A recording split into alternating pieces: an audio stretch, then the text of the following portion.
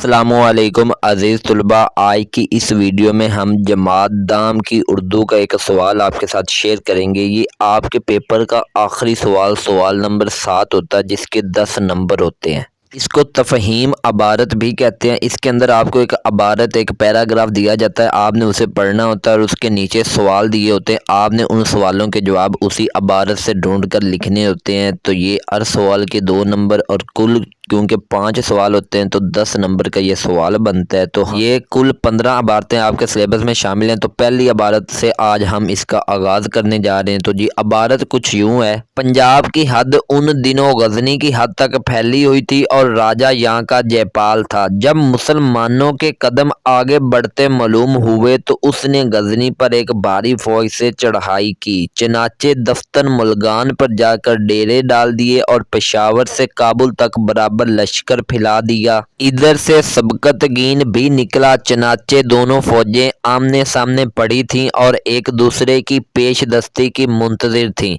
दफ्तर आसमान से गोले पड़ने लगे, यानी बेमौसम बर्फ गिरनी शुरू होगी। वो लोग तो बर्फ के कीड़े थे, उन्हें खबर भी ना हुई। हिंदुस्तानी बेचारे अपने लुहाफ और रजाइयाँ ढूंढने लगे, मगर वहाँ रजाई का गुजारा कहाँ। सैकड़ों अकड़ कर मर गए, हजारों के हाथ पांव रह गए, जो बच्चे उनके ओसान जाते रहे। तो ये थी जी अबारत। अब इसके हैं नीचे सवालात। तो पहला सवाल है, पंजाब की हदूद गजनी तक फैली हुई थी किस ज़माने में? तो इसका जवाब है राजा जयपाल के ज़माने में पंजाब की हद गजनी तक फैली हुई थी। आगे दूसरा सवाल है, जयपाल कौन था और सबकतगीन के बारे में आप क्या जानते हैं? तो इसका जवाब है जयपाल पंजाब का राजा था और सबकतगीन गजनी का हुक्मरान था और महमूद गजनी का बाप था। अब ये जो है ना, महमूद गजनी का बाप था, ये ऊपर अबारत में डिस्कस नहीं हुआ। अगर आपको ये आता हो तो आप लिख सकते हैं, ना भी आता हो तो इसको आप स्किप कर सकते हैं। आगे सवाल है जी, वो लोग तो बर्फ के कीड़े थे, कौन बर्फ में रहने के आदी थे? तो इसका जवाब यूं है, गजनी के लोग यानी सिबकतगीन के सिपाही बर्फबारी की सख्ती सहने के आदी थे, इसलिए उन्हें बर्फ के कीड़े कहा गया। इसके बाद अगला सवाल है, वहाँ रजाई का गुजारा क्यों नहीं था?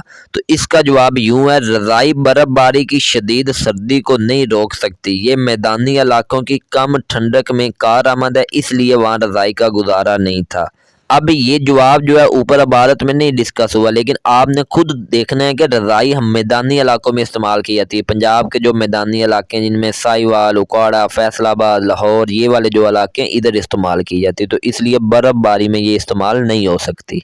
इसके बाद अगला सवाल है, जयपाल और सिबकतगीन में जंग क्यों ना हुई? तो इसका जवाब है, बेमौसम बर्फबारी होने की वजह से जयपाल और सिबकतगीन में जंग ना हुई।